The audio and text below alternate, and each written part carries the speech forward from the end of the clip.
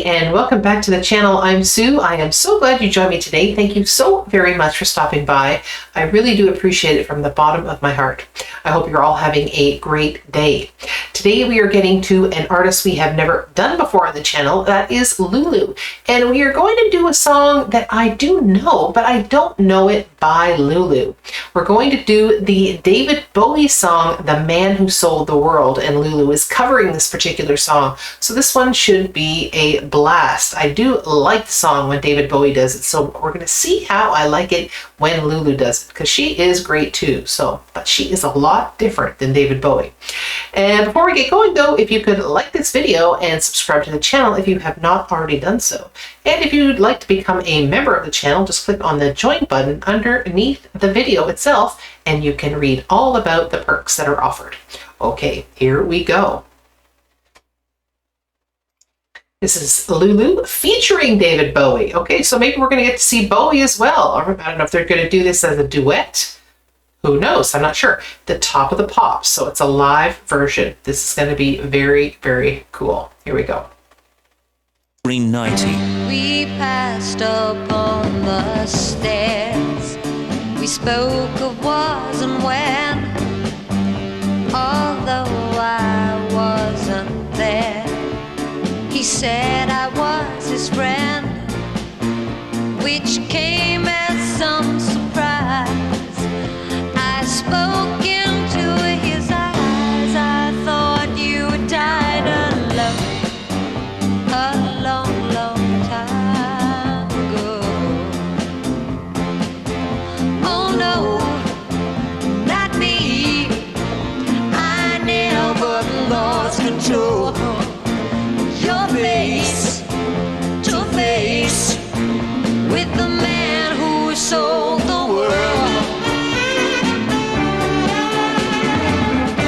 I laughed and shook his hand and made my way back home.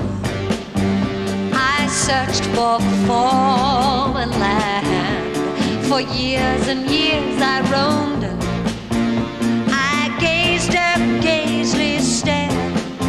Yes, you did. All the millions here, we must have died alone. This is very interesting. It's a lot different than the David Bowie version. It's got more of a kind of almost a lounge kind of sound to it. It's much more poppy, but she's got a really nice voice and she's pulling it off. And I'm actually quite surprised because her voice is so different. Her style is so different than David Bowie's. It just shows you once again that good singers can take songs and they can just do wonders with them. And it doesn't matter if they're anything like each other. And this is very cool. Now, I'm not seeing David Bowie, but I'm hearing him in the background. So I don't know if he's just doing some background vocals. I don't know. Maybe this is lip synced and maybe we're just hearing him. I don't know. But interestingly, he produced this album for her, or this song for her, sorry, and he actually played the saxophone on this album as well. And some of the lyrics on this song have actually been inspired by a poem by a man named Hugh Mearns. I hope I'm saying his name correctly. If I'm not, and you know who he is, you can correct me in the comments below. The poem was called The Psychode, and the lines, I was going up the stairs and I met a man who wasn't there.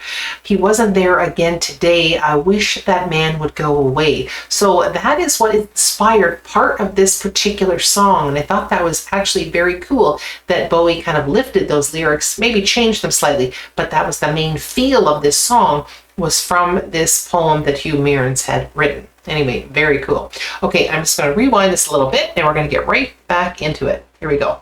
For years and years I roamed. I gazed up, gazely stared at all the millions here. We must have died alone a long, long time ago. Oh no, not me. We never lost control. Your face to face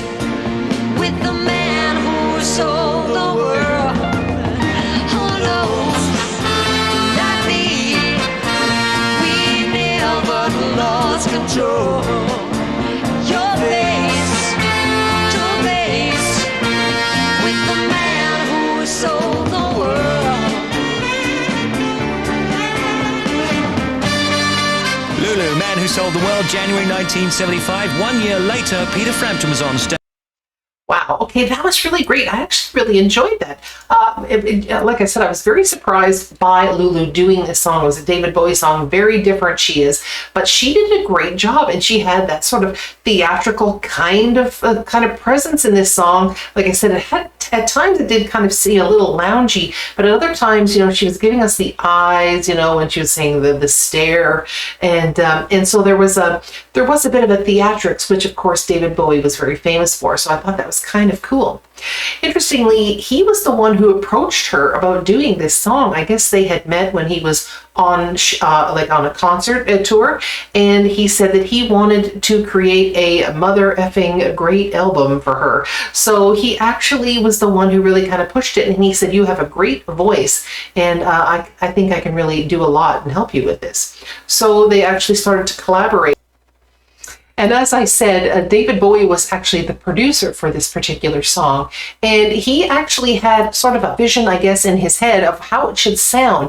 And he actually instructed Lulu to actually go out and smoke more cigarettes because he wanted her voice to have more of a raspy, kind of raw, growly, gritty kind of sound. And he thought that the way that she could actually do that is by going and smoking more cigarettes. Now, I'm not sure if she actually did do it or not, but that's what he wanted to do. Anyway, you don't really hear that very often, or you hear producers say, "Go smoke some more cigarettes," and kind of rough up that voice a little bit more. But that was very Bowie, wasn't it?